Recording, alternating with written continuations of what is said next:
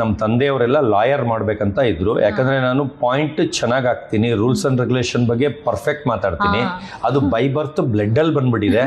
ಅದು ಇನ್ನ ಡ್ಯಾಶ್ ಹೇಳಂಗಿಲ್ಲ. ಏನೇನು ಒಳ್ಳೆ ಕೆಲಸ ನಿಮ್ದು ಕ್ಯಾಮ್ರಾ ಆಫ್ ಆದ್ಮೇಲೆ ಹೇಳ್ತೀನಿ ಏನೇನ್ ಮಾಡಿದೀನಿ ಅಂತ. ಅದೆಲ್ಲ ವರ್ಡಲ್ಲಿ ಯಾರ ಕೈಲೂ ಮಾಡೋಕ್ಕಾಗದಿರೋ ಕೆಲಸ ನಾನು ಮಾಡಿದ್ದೀನಿ. ಅದನ್ನು ಈಗ ಹೇಳಿದ್ರೆ ನನಗೆ ಪ್ರಾಬ್ಲಮ್ ಆಗುತ್ತೆ, ಅದನ್ನು ಹೇಳಲ್ಲ, ಆಫ್ ಆದಮೇಲೆ ಹೇಳ್ತೀನಿ. ನಾನು ಏನಂದರೆ ನಾನೇ ಕರೆಕ್ಟು, ಆಮೇಲೆ ಕರೆಕ್ಟ್ ಇರೋದನ್ನೇ ಮಾಡ್ತೀನಿ. ಆಮೇಲೆ ಇವ್ರಿಗೆ ಹೆದರ್ಕೊಳ್ಳಲ್ಲ. ಅವ್ರು ಏನಾರ ಅನ್ಕೊಳ್ಳಿ, ನಂದೇನು ಹೋಗುತ್ತೆ, ಅವ್ರು ಅನ್ಕೊಳ್ಳೋರು ಅನ್ಕೊಳ್ಳೋದ್ರಿಂದನೇ ನಾನು ಫೇಮಸ್ ಆಗಿರೋದು. ಈಗ ನನ್ನ ಬಗ್ಗೆ ಬ್ಯಾಡಾಗಿ ಮಾತಾಡೋ ಡಾಗ್ ಬ್ರೀಡರ್ಸು ಬರೀ 500 ರೂಪಾಯಿ ಬ್ರೋಕರ್ ಆಗೇ ಇದ್ದಾರೆ 35 ವರ್ಷದಿಂದ. ನನ್ನ ಬಗ್ಗೆ ಮಾತಾಡಿ ಈಗ ಬಿಗ್ ಬಾಸ್ ಬಂದಿದ್ಕು ಎಲ್ಲ ಉಲ್ಟಾ ತಿರುಗಿ ಏನೋ ಬಿಗ್ ಬಾಸ್ ಆಫೀಸ್ ಮುಂದೆ ಹೋಗಿ ಜಗಳ ಮಾಡಿಬಿಟ್ರೆ ನನ್ನ ಆಚೆ ಕಳಿಸ್ಬಿಡ್ತಾರಂತೆ. ಅದಕ್ಕೆ ಹೋಗಿ ಸ್ಟ್ರೈಕ್ ಮಾಡೋಕ್ಕೆಲ್ಲ ಇದ್ರಂತೆ, ಬಿಗ್ ಬಾಸ್ನೇ ಬಾಯ್ಕಾಟ್ ಮಾಡೋಕ್ಕೆ ಗ್ರೂಪ್ ಮಾಡ್ಕೊಂಡಿದ್ರಂತೆ. ಅಂದರೆ ಅಷ್ಟು ಜಲಸ್.